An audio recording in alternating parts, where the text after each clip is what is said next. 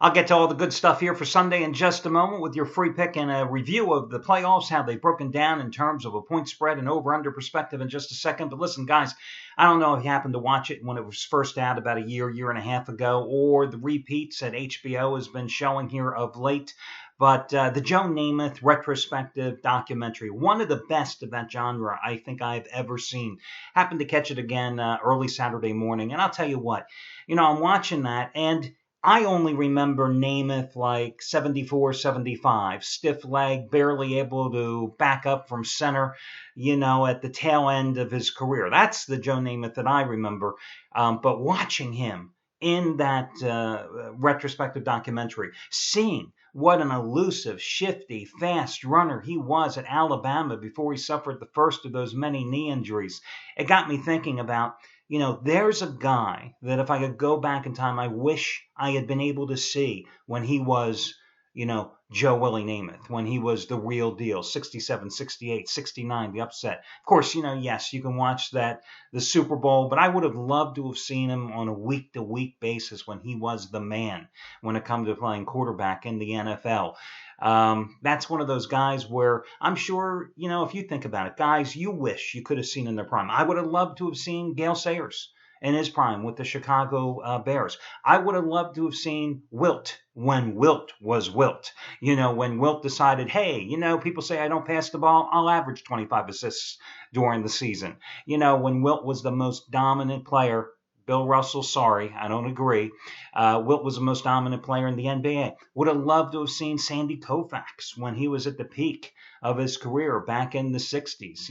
I've seen some of the black and white films. I could say the same thing, for example, when Muhammad Ali was Cassius Clay at the beginning part of his career. But thankfully, there are videos available for that, and you can go and watch them on YouTube, just like all the great boxers from the early era, when Marvin Hagler was young, when Roberto Duran was in the lower weight classes, and he was just absolutely terrorizing everybody.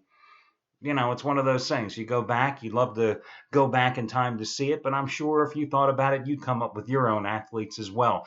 And then you think about, again, if there was Tommy John surgery back in Sandy Koufax's day, would he have pitched another 5 to 10 years? If there was arthroscopic surgery in the day that Joe Namath, when you see on the documentary, he's got the knee surgery and he's in a cast from his hip all the way down, because in those days they had no way to look inside of the knee unless they had to cut the damn thing open. How many careers would have been saved? But anyway, just a couple of the guys that I was thinking of that I would have loved to have seen in days gone by if I happened to be around. Listen, the NBA playoffs resumed today. It's game number 7 of Miami-Toronto, and I'll tell you what, I think I'm going to go out and power wash my house today, because that's how much interest I have in this particular game. I wasn't kidding. I have no interest in this. In fact, I don't even think the Cleveland Cavaliers are watching this game today. I don't think the Cavaliers care which one of these teams they play in the next round. I think the Cavaliers are more concerned in game number 1 of the Thunder Warriors series tomorrow. That's what their focus is going to be on. Listen, it has been such an unpredictable series, not only from game to game, but from quarter to quarter. You never know what you're going to expect. I honestly, and I'm not kidding here, I honestly couldn't tell you which way to go in this damn game today. Nor do I care either. I can tell you in terms of how the playoffs are broken out. Of course, you've been getting the recaps. I've been providing them for you here pretty much on a daily basis since they began, 3.5 weeks ago.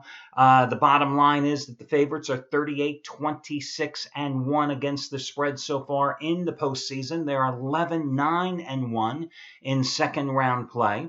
The under is 38, 26, and 1 overall, no pun intended.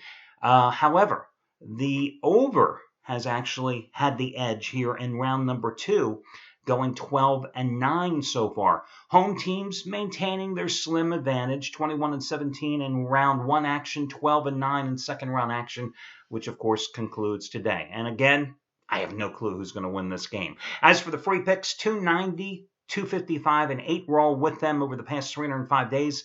Told you yesterday it was a lousy baseball card, and I think it was reflected in the free picks that went 0-2 after going a perfect 4-0 the previous 2 days combined. And even today, guys, I'm having a hard time finding a good complimentary play. Other than my best bet on today's board, Believe me, again, I'm having a hard time finding a good secondary play.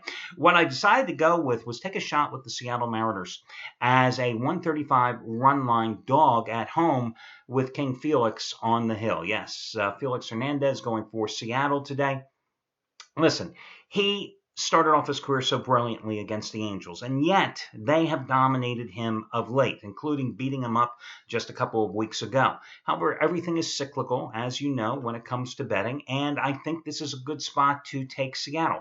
Now, granted, I understand that the Angels rallied in the ninth inning last night, and suddenly, after winning 7-6 Friday and 9-7 yesterday, they're on the verge of sweeping this series. And I understand that the Angels have scored 26 runs in their last 3 games, but this is still the same LA Angels team that had only scored 8 runs in their previous 5 games and had lost 6 straight before winning the past 2 days. And Hernandez, in 3 home starts this season, 0.83 earned run average and 2-0 personally in those 3 starts. He's only allowed 12 hits over 21 and 2/3 innings, and he struck out 18 batters along the stretch. And Mariners have won his last 3 starts. So again, I thought this was a good value play, taking the Mariners minus the 1.5 runs, getting them at plus money at plus $1.35, and that is going to be your complimentary play today. I wish you well, guys, and I'll talk to you again tomorrow when we do this one more time.